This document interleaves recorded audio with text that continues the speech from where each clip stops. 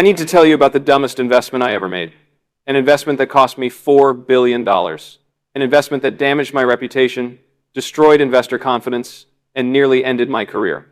An investment that I should have seen was a disaster from the beginning, but I was too arrogant and too convinced of my own genius to recognize the warning signs. That investment was Valeant Pharmaceuticals. And today I am going to tell you the entire story.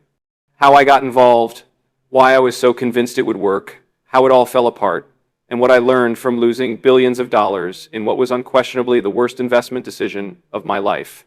Let me start at the beginning because you need to understand how I got seduced into this disaster. It was 2014. My fund, Pershing Square, had been on an incredible run. We had generated massive returns from investments like Canadian Pacific Railway, where I had run a successful proxy fight and replaced management. The stock had tripled. We had made billions on Chipotle, on Lowe's, on other positions. I was being hailed as one of the smartest activist investors in the world. I had a track record of identifying undervalued companies, pushing for change, and generating extraordinary returns. My confidence was at an all-time high, maybe too high. In early 2014, I was introduced to Valeant Pharmaceuticals and their CEO, Mike Pearson. Valeant was a pharmaceutical company, but with a completely different business model than traditional pharma. Traditional pharmaceutical companies spend 15 to 20% of revenue on research and development. They try to discover new drugs through expensive clinical trials that take years and often fail. Valeant's model was different. They avoided R&D almost entirely. They acquired existing drugs, cut costs aggressively, and raised prices dramatically. The pitch was that R&D is wasteful. Most drugs fail. Why spend billions trying to discover new medicines when you can just buy drugs that already work and charge more for them? Mike Pearson was a former McKinsey consultant. He had built Valeant through dozens of acquisitions, buy a pharmaceutical company, fire the scientists, slash R&D spending to almost nothing, cut costs everywhere else, raise drug prices, use the increased cash flow to buy more companies, repeat. The model had worked spectacularly. Valeant's stock had gone from $20 in 2008 to over $100 by early 2014. Revenue was growing at 20 to 30% annually through acquisitions. The company was generating enormous cash flow. And Pearson was viewed as a genius who had figured out how to make pharma profitable without the risk and expense of drug development. When I met with Pearson and his team, I was impressed. They had detailed spreadsheets showing how much value they could unlock from acquisitions. They showed me how competitors were wasting money on R&D that did not generate returns. They explained their decentralized operating model where each business unit was run for maximum cash flow with minimal overhead. They talked about how they were building a durable pharmaceutical company without the traditional risks. I bought into the story completely. I thought this was a revolutionary business model. I thought Pearson was one of the smartest executives I had ever met, and I thought Valeant was massively undervalued. So in the spring of 2014, I started buying stock. I kept buying. By the summer, Pershing Square had invested over $1 billion and owned about 5% of Valeant.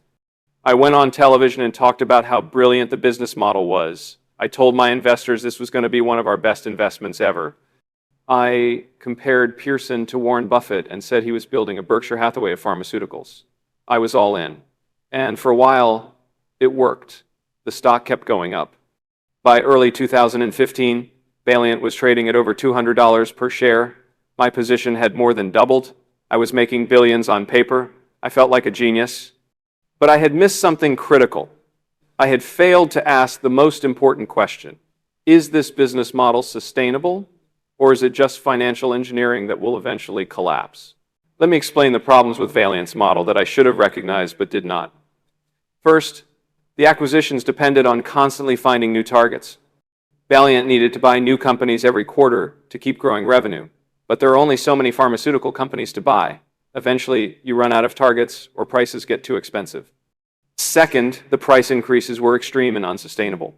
Valeant was buying drugs and raising prices by 100%, 300%, sometimes 1,000% or more. A heart drug called Nitropress was raised from around $215 per vial to over $800. A dermatology drug was raised even more dramatically. These price increases generated short-term cash flow, but they attracted regulatory scrutiny and public outrage.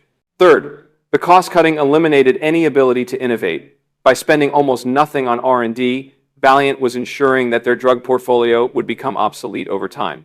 Patents would expire, generic competition would emerge. Without new drugs in development, the business would shrink. Fourth, the accounting was aggressive.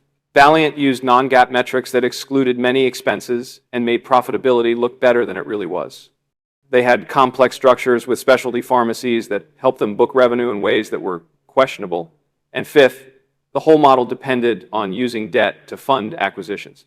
Valeant had borrowed tens of billions of dollars. If anything disrupted the cash flow, the debt load would become unsustainable. All of these problems were visible if you looked carefully, but I did not look carefully enough. I was so enamored with the idea of a revolutionary business model and so confident in my ability to identify great investments that I ignored the red flags. I told myself that the critics did not understand what Valeant was building. I told myself that the price increases were justified because the drugs were underpriced before.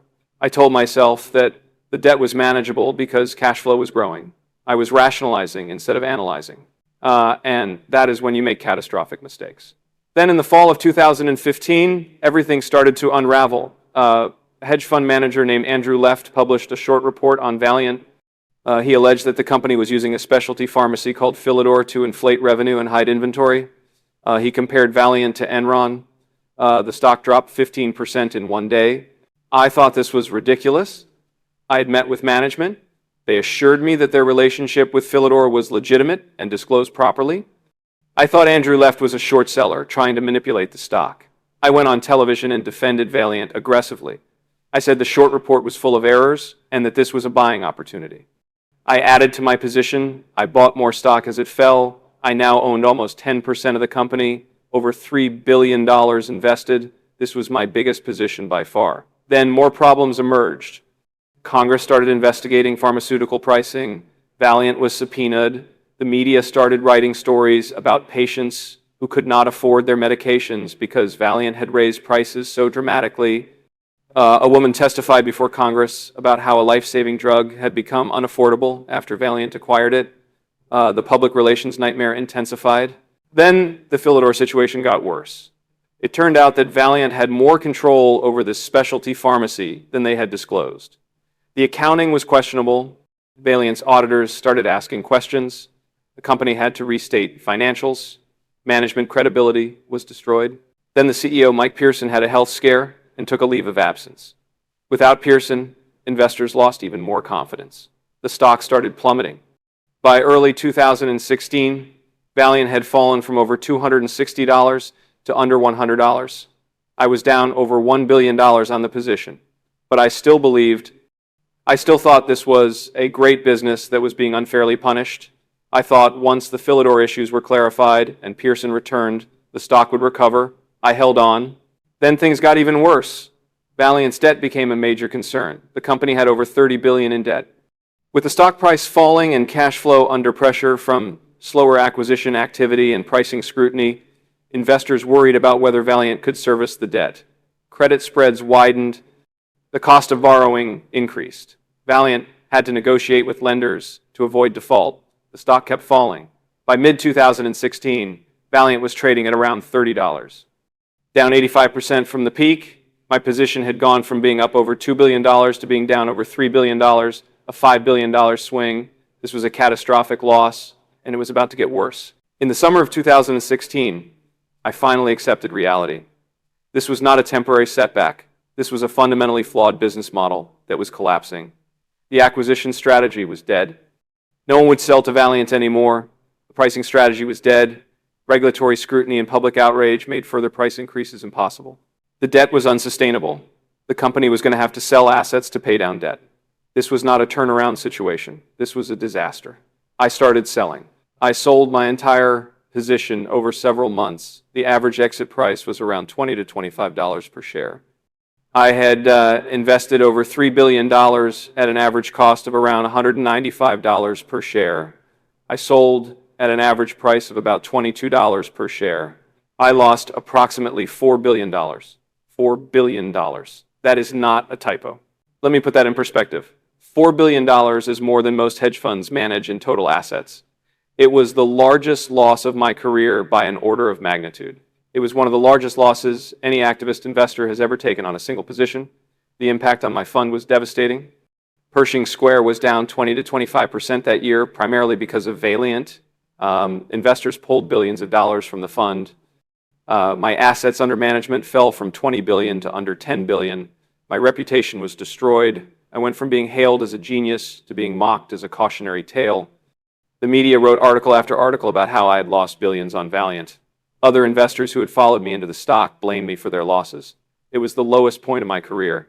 Now, let me tell you what I learned from this catastrophic mistake, because the lessons are valuable even though they came at an enormous cost. Lesson 1, beware of revolutionary business models. Whenever someone tells you they have figured out a completely new way to do business that eliminates traditional risks and costs, be very skeptical. Most of the time, these revolutionary models are just financial engineering or accounting gimmicks.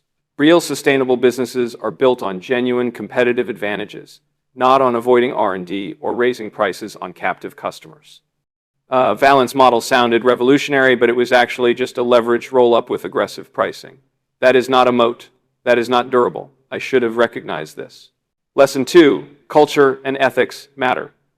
Valiant's culture was entirely focused on short-term cash flow and financial metrics.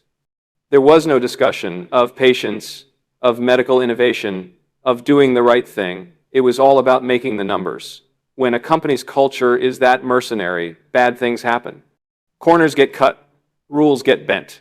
Eventually, it catches up with you. I should have paid more attention to the culture and the ethics of what Valiant was doing. If I had visited with patients who were being hurt by the price increases, if I had talked to doctors who were angry about drug costs, I would have understood that this business model was morally bankrupt and ultimately unsustainable. Lesson 3, management credibility is everything. Mike Pearson was charismatic and smart, but he was also willing to push boundaries in ways that were questionable. The Philidor relationship, the accounting aggressiveness, the extreme price increases, all of these showed a willingness to do whatever it took to make the numbers work.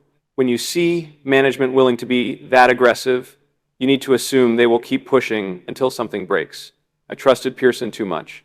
I should have been more skeptical. Lesson 4, understand the difference between accounting earnings and economic reality. Valiant reported strong earnings using non-GAAP metrics that excluded all sorts of expenses. But the GAAP earnings told a very different story. The company was not generating the cash it appeared to be generating. The debt was not as manageable as it seemed. I focused too much on the adjusted metrics and not enough on the GAAP financials. That was a mistake. Lesson 5, when everyone is telling you that you are wrong, listen. Short sellers, journalists, members of Congress, patients, doctors, everyone was saying that Valiant's business model was wrong. But I dismissed all of them. I thought I was smarter. I thought they did not understand. I was arrogant. If I had listened with an open mind, if I had really investigated the criticisms instead of reflexively defending my position, I would have exited much earlier and saved billions. Lesson 6, cut losses quickly when the thesis breaks. I kept holding Valiant long after it was clear the model was broken. I told myself it would recover. I told myself the sell-off was overdone. But the thesis had fundamentally changed. The acquisition strategy was dead. The pricing strategy was dead. At that point, I should have exited immediately. Instead, I held on for months hoping for a miracle. That hope cost me billions. Lesson 7, position sizing matters enormously. Valiant became over 20% of my portfolio at one point. That is way too concentrated, especially for a position where the business model had inherent risks. If I had limited Valiant to 5 or 10% of the portfolio, the damage would have been much less severe. The concentrated position magnified the disaster. I have learned to be more disciplined about position sizing and to never let a single position get so large that it can destroy the fund. Now let me share what this loss did to me personally and professionally, because the consequences extended far beyond just the financial damage. Financially, I lost about $1 billion of my own money. That is money I had earned over decades of investing. It was painful. It set back my personal wealth significantly. It meant I had to rethink retirement plans and philanthropy commitments and everything else. Professionally, my reputation was badly damaged. Investors lost trust in me. Assets under management fell by half. It became much harder to raise new capital. When I presented new investment ideas, investors were skeptical. They would say, "You lost $4 billion on Valiant. Why should we trust you now?" I had to rebuild credibility from scratch. Emotionally, it was devastating. I had to face my investors and admit I had been catastrophically wrong. I had to read articles mocking me. I had to deal with the self-doubt and the depression that comes from such a massive failure. There were days when I questioned whether I should continue investing. Maybe I was not as smart as I thought. Maybe I should just shut down the fund and walk away. But I did not walk away. I decided to learn from the mistake and come back stronger. I made changes to how I invest. I became more rigorous about due diligence. I started spending more time talking to critics and short sellers instead of just dismissing them. I became more disciplined about position sizing. I became more willing to admit when I am wrong and cut losses quickly. And slowly, over the next few years, I rebuilt. I had some successful investments. I regained investor confidence. Assets under management started growing again. I proved that I could learn from failure and come back. But I will never forget Valiant. It will always be the biggest mistake of my career and a reminder of what can go wrong when you get overconfident. Now let me tell you about the broader lessons for any investor, not just professionals like me. Because even if you never invest in something as disastrous as Valiant, the principles apply to any investment.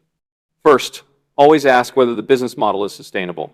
Does this company create real value for customers? Or is it just extracting value through pricing power or financial engineering? Real businesses solve problems and create value. Financial engineering might work for a while, but it always ends badly. Second, be very careful with companies that depend on acquisitions for growth. Acquisition-dependent models are fragile. They require constantly finding new targets at reasonable prices. They require successful integration. Most acquisitions destroy value. If a company's entire growth strategy is buying other companies, that is a red flag. Third, be skeptical of non-GAAP metrics. Companies that constantly talk about adjusted EBITDA or non-GAAP earnings or other made-up metrics are often hiding problems. Look at GAAP earnings. Look at cash flow. If the GAAP numbers do not support the story management is telling, do not invest. Fourth, pay attention to debt. Valiant had over $30 billion in debt. That debt was manageable only if everything went perfectly. When things went wrong, the debt became a noose around the company's neck. Companies with high debt have no margin for error. Avoid them unless you are very confident in the stability of cash flows. Fifth, culture and ethics matter. If a company is doing things that feel morally questionable, even if they are legal, be very careful. Those companies tend to push boundaries until something breaks. Investing in ethical companies with good cultures is not just about being a good person. It is about avoiding companies that will eventually self-destruct. Sixth, diversify. No matter how confident you are in an investment, do not let it become too large a portion of your portfolio. I made Valiant over 20% of my fund. That was insane. If I had kept it at 10%, the damage would have been half as bad. Diversification is not just about reducing risk. It is about making sure that one mistake does not ruin you. Seventh, listen to critics. When smart people are telling you that your investment is flawed, do not just dismiss them as wrong or having ulterior motives. Investigate their arguments seriously. Talk to short sellers.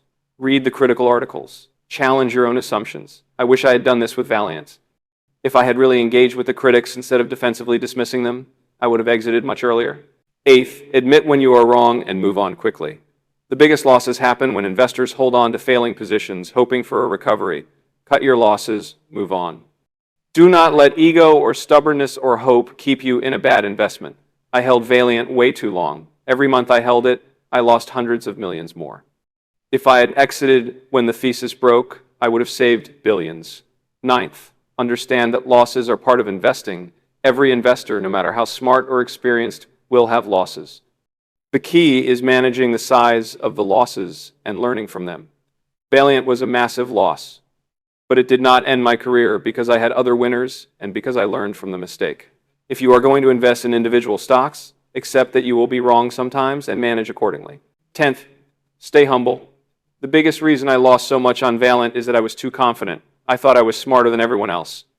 I thought I had found a revolutionary company that others did not understand. That arrogance blinded me to the risks. Humility is essential in investing. The market will humble you if you are not already humble. Better to stay humble proactively. Now let me address a question I get asked frequently. Knowing what you know now, what would you have done differently with Valiant? This is an important question because it crystallizes the lessons. First, I would have never invested in the first place. If I had done proper due diligence, if I had talked to patients and doctors, if I had really scrutinized the business model instead of being seduced by the financial metrics, I would have recognized that this was not a sustainable business. I would have passed. But let us say I still invested because I was intrigued by the model. What should I have done differently once I was in? First, I would have sized it much smaller. maybe 5% of the portfolio instead of over 20%. Second, when the first cracks appeared with the Andrew Left short report, I would have investigated thoroughly instead of reflexively defending the position. I would have talked to the short sellers. I would have dug into the Philidor relationship. I would have questioned management more aggressively. Third, when it became clear that the pricing strategy was under attack and unsustainable, I would have exited immediately. That was in late 2015. If I had sold then, I would have lost maybe $1 billion instead of $4 billion. Fourth, I would have been more willing to admit publicly that I was wrong. Instead, I kept defending Valiant even as the evidence mounted that it was a disaster. That defensiveness made the situation worse and damaged my credibility further. Let me share some of the specific moments that haunt me because they were clear warning signs I ignored. In early 2015, I had a conversation with a doctor who prescribed one of Valiant's dermatology drugs. He told me that the price increases were outrageous and that he was furious with the company. He said patients were struggling to afford medications. I dismissed this as anecdotal. I told myself that Valiant was just capturing value that had been underpriced before, but I should have listened. That doctor was telling me that the business model was hurting people and creating backlash. That was a red flag. In the summer of 2015, I read an article about a patient advocacy group protesting Valiant's pricing. They were saying that people were dying because they could not afford medications. Again, I dismissed this. I told myself it was political grandstanding, but I should have taken it seriously. When your business model is causing people to suffer, it is not sustainable politically or morally. In the fall of 2015, when the Andrew Left report came out, several analyst friends reached out to me and said they were concerned about Valiant's accounting and the Philidor relationship. They suggested I take a closer look. I brushed them off. I said I had confidence in management, but I should have investigated. If I had really dug into Philidor, I would have discovered the issues before they became public, and I could have exited with much smaller losses. In early 2016, when the stock had already fallen 70%, my team presented analysis showing that the debt was unsustainable and the business model was broken. They recommended exiting the position. I overruled them. I said we should hold and average down. That decision cost me billions. I should have listened to my team. These moments, and many others, were opportunities to change course. I missed all of them because I was too stubborn, too confident, and too committed to the position. Now, let me talk about how Valiant actually ended up, because the aftermath is instructive. After I exited in late 2016, the stock continued to fall. It eventually bottomed around $10 per share, down over 95% from the peak. The company brought in new management who tried to stabilize the situation. They sold assets to pay down debt. They stopped the aggressive pricing. They tried to repair the reputation. They eventually changed the company name to Bausch Health to distance themselves from the Valiant brand. The company still exists today, but it is a shadow of what it was. The stock trades around $15 to $20. The market cap is a fraction of what it was at the peak. Shareholders who held through the entire saga lost over 90% of their money. Many early investors made money. Many later investors like me lost fortunes. The story of Valiant is now taught in business schools as a cautionary tale about unsustainable business models, aggressive accounting, and the dangers of financial engineering. Mike Pearson, the CEO, left the company and largely disappeared from public life. His reputation was destroyed. The Valiant board members faced lawsuits. The company paid hundreds of millions in settlements. It was a complete disaster for everyone involved, and I was one of the biggest losers. $4 billion lost. Now, let me share what I tell young investors when they ask me about Valiant. I say, this is what overconfidence looks like. This is what happens when you fall in love with a story instead of analyzing the facts. This is what happens when you size a position too large. This is what happens when you ignore warning signs. This is what happens when you do not cut losses quickly. Study this mistake and learn from it so you do not make the same errors. I also tell them that everyone will have a Valiant in their career. Maybe not as large, maybe not as public, but everyone will make a major mistake.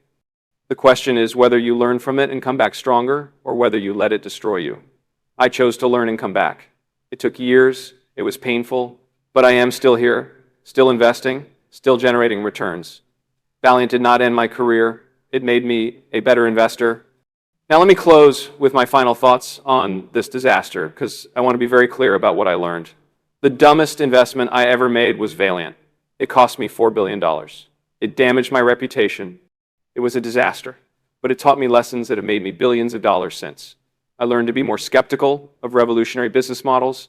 I learned to pay attention to culture and ethics. I learned to listen to critics.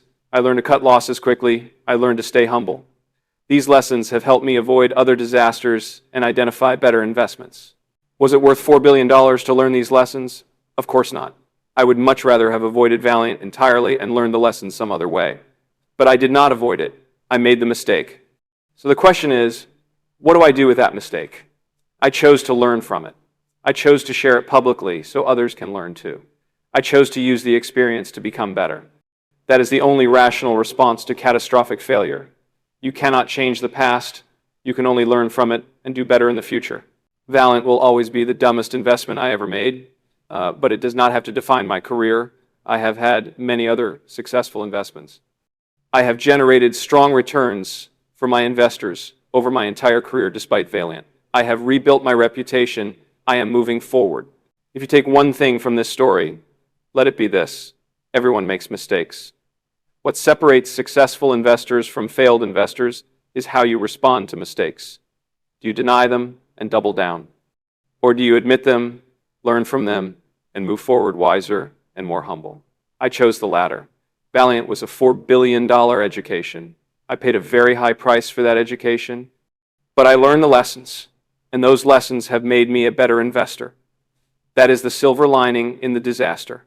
That is why I am willing to talk openly about the dumbest investment I ever made, because if my mistake helps even one person avoid a similar disaster, then at least something good came from the $4 billion I lost on Valiant Pharmaceuticals. Let me go much deeper into the specific mechanics of how Valiant's business model worked, because understanding the details is crucial to understanding why it failed. Valiant's strategy was built on a simple formula: acquire pharmaceutical companies at reasonable multiples, typically 8 to 12 times EBITDA. Immediately cut costs by eliminating R&D, firing scientists, consolidating manufacturing, reducing sales staff, and slashing corporate overhead. This cost cutting would double EBITDA margins from maybe 20% to 40% within a year, then raise prices on the acquired drugs by 50 to 300% over the next few years. The combination of cost cuts and price increases would triple or quadruple cash flow from the acquired assets within 2 to 3 years. Use that increased cash flow to pay down the acquisition debt and to fund the next acquisition. Repeat the cycle, getting larger with each deal. On paper, this model was brilliant. Traditional pharma spends billions on R&D with maybe a 10% success rate. 90% of drugs fail in clinical trials. The successful drugs have to generate enough profit to cover the cost of all the failures.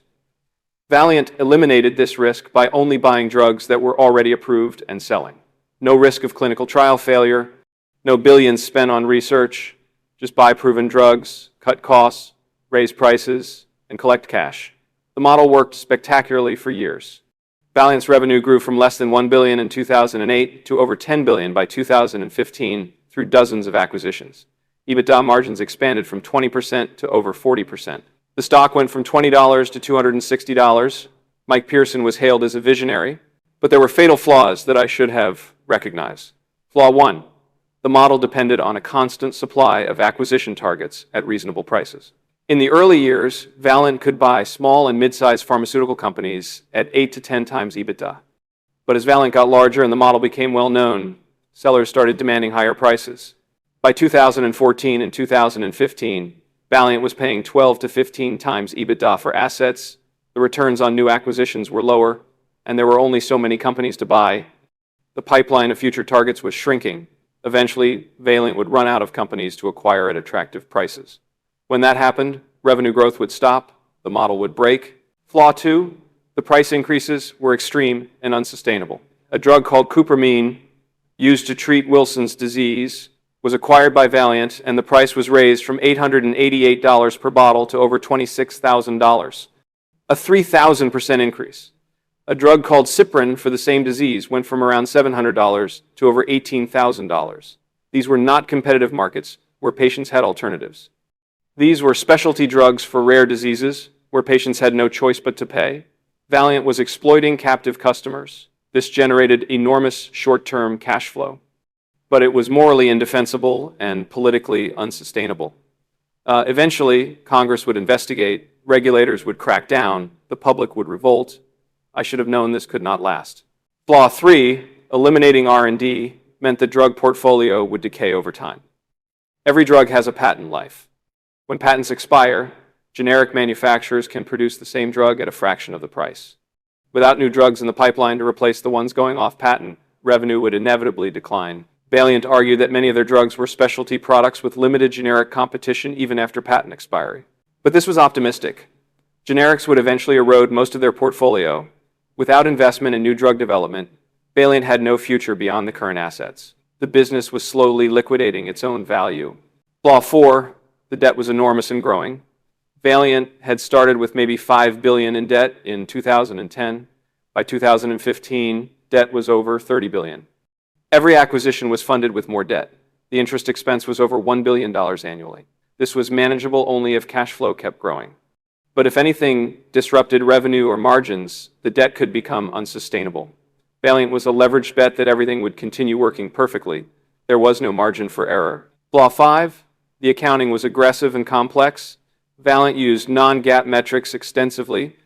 They reported adjusted earnings that excluded stock-based compensation, acquisition-related costs, amortization of intangibles, and many other expenses. The adjusted earnings looked great, but GAAP earnings were much lower, often close to break-even or negative. The company was not as profitable as it appeared.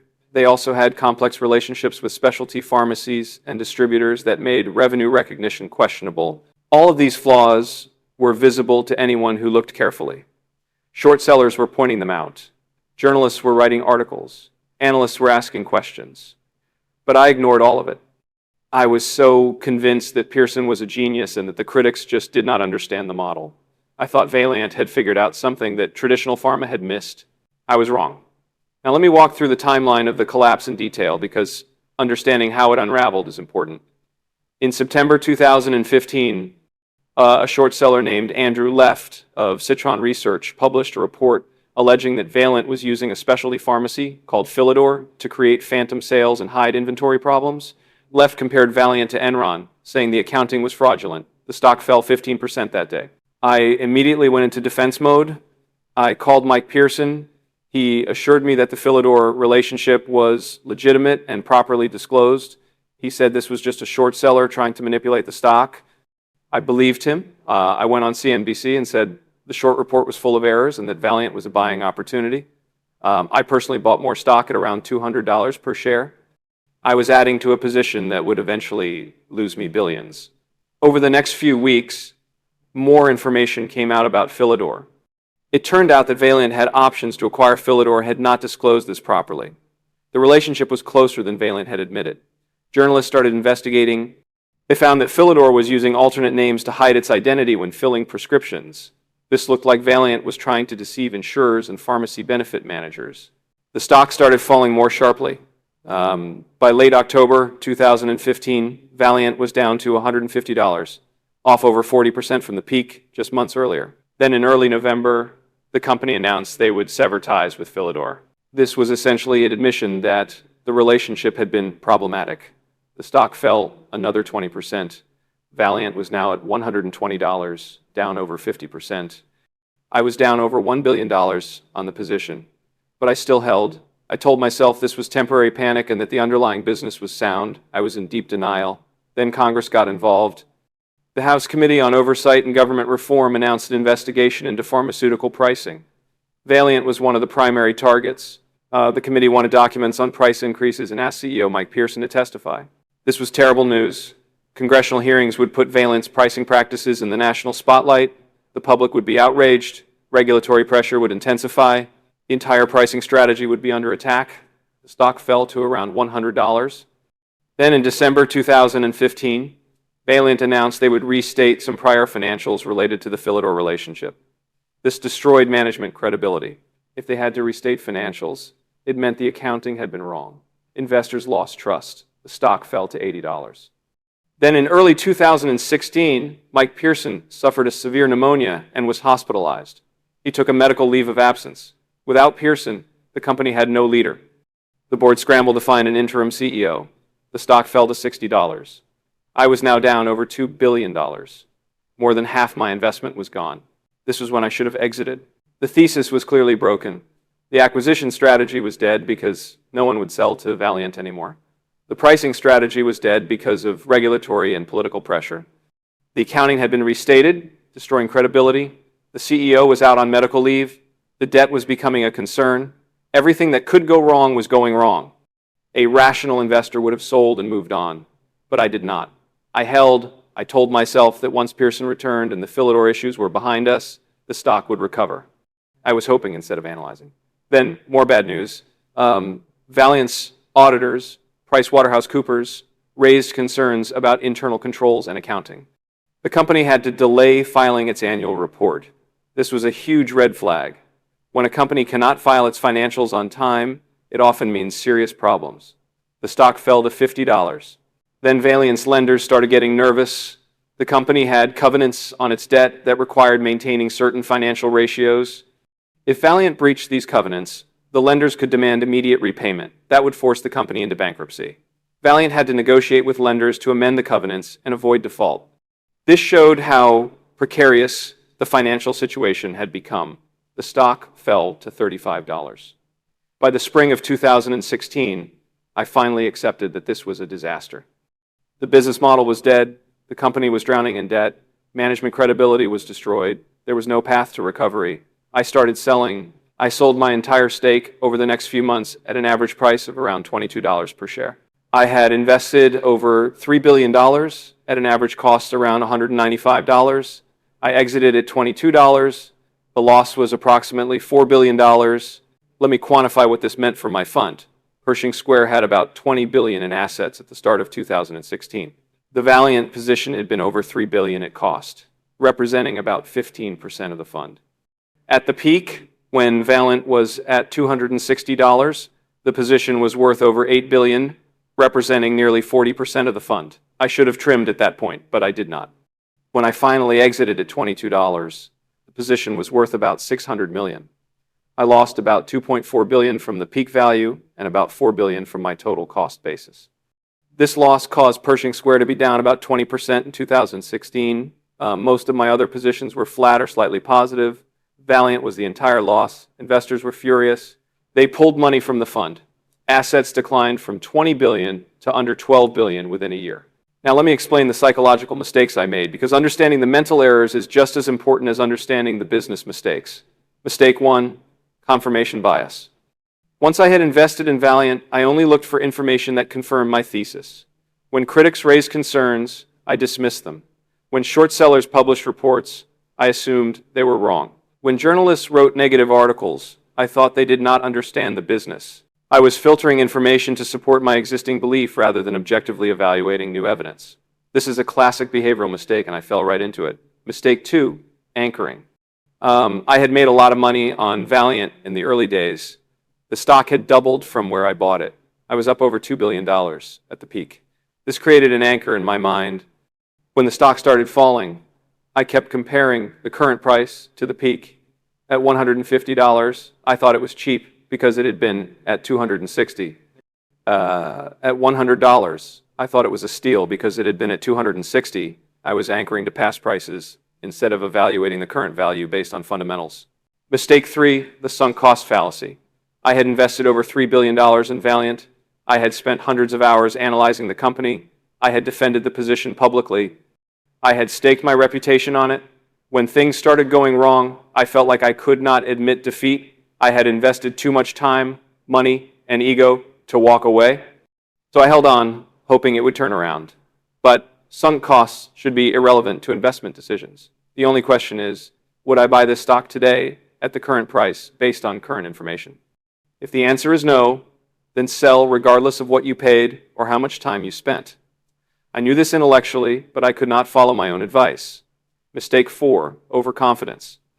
I had been successful for many years. I had made billions on other investments. I started to believe I could not be wrong. When everyone was telling me Valiant was a disaster, I thought I knew better. I thought my analysis was superior. I thought I was smarter than the critics. This arrogance blinded me to the obvious problems. Mistake 5, not cutting losses. I have a rule that I should exit any position that is down more than 25 to 30% if the thesis has changed.